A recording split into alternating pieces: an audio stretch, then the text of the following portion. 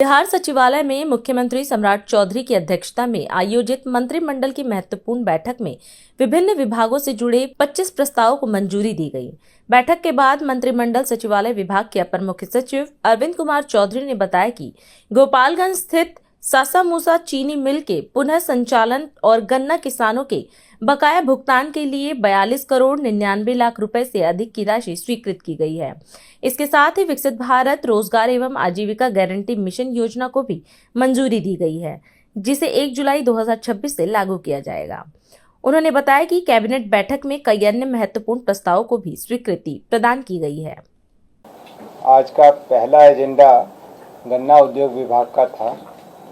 Mrs Sasamusa sugar works private limited के पुनः परिचालन के निमित्त उस क्षेत्र के गन्ना कृषकों के पूर्ववर्ती पेराई सत्रों का बकाये ईक मूल्य के मूलधन की कुल राशि 42 करोड़ 99 लाख 9,095 रुपये के भुगतान की स्वीकृति दी गई। इससे NCLT के समक्ष जो लंबित मामला है वहाँ पर किसी सुयोग्य बिडर के आने की संभावना बढ़ेगी और यह संभव है कि यह मिल पुनः चालू हो सके। ग्रामीण विकास विभाग का अगला एजेंडा था, जिसके अंतर्गत विकसित भारत रोजगार एवं आजीविका के लिए गारंटी मिशन ग्रामीण योजना 2026 की स्वीकृति दी गई और इस योजना को 1 जुलाई 2026 से लागू करने की स्वीकृति दी गई। आप अवगत हैं कि मनरेगा के स्थान पर अब यह योजना विकसित भारत जी राम जी योजना लाई गई है। इसे लागू करने के लिए ही मंत्रिपरिषद द्वारा यह स्वीकृति दी गई। जल संसाधन विभाग का अगला एजेंडा था, जिसके अंतर्गत डकरा नाला पंप नहर योजना के अवशेष कार्य के लिए पुनरीक्षित प्राकलित राशि 251 करोड़ 55 लाख रुपए की प्रशासनिक स्वीकृति दी गई। इसकी पूर्व की राशि 145 करोड़ 43 लाख रुपए थी। जल संसाधन विभाग का ही अगला एजेंडा था, जिसमें बाढ़ प्रबंधन और सीमावर्ती क्षेत्र कार्यक्रम के तहत योजनाओं में ऐसी योजनाएं जो केंद्र सरकार द्वारा स्वीकृत हैं लेकिन केंद्रांश अभी उसमें नहीं मिला है, तो केंद्रांश की प्राप्ति की प्रत्याशा में विभाग द्वारा कराए जाने वाले कार्यों के लिए 50% तक के उपयोग और निकासी एवं व्ययन की स्वीकृति दी गई।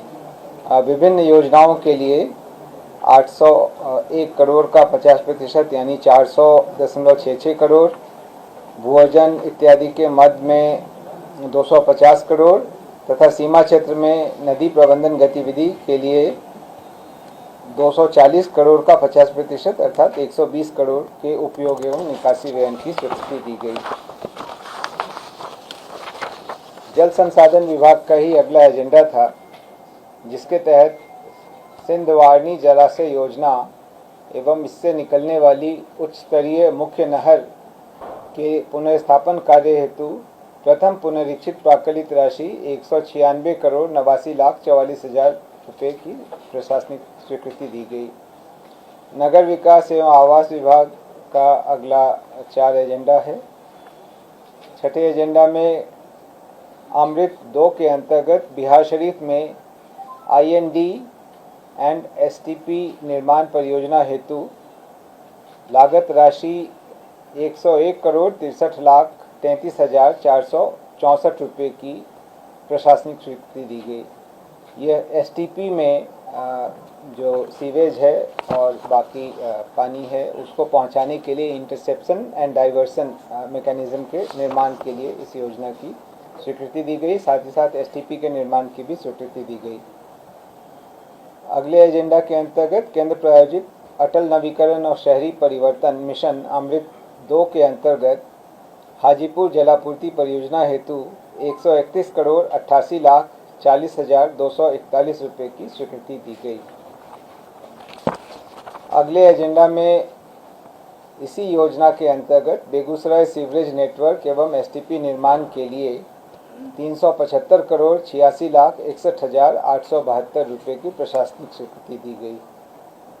नगर विकास एवं आवास विभाग का ही अगला एजेंडा था, जिसके अंतर्गत अमृत 2 के तहत सहरसा जलापूर्ति परियोजना हेतु 127,45,52,59 रुपये की प्रशासनिक स्वीकृति दी गई।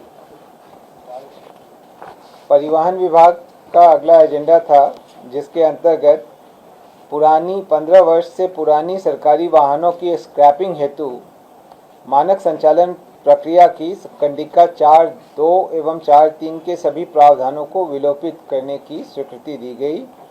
यह भारत सरकार की अधिसूचना के आलोक में किया गया। अगला एजेंडा भी परिवहन विभाग का था, जिसके अंतर्गत गैर सरकारी वाहनों के लिए निबंधित यान स्क्रैपिंग सुविधा RVSF के माध्यम से स्क्रैपिंग हेतु निर्धारित SOP की कंडिका 4.2 एवं 3 को विलोपित करने के लिए संशोधन की स्वीकृति दी गई।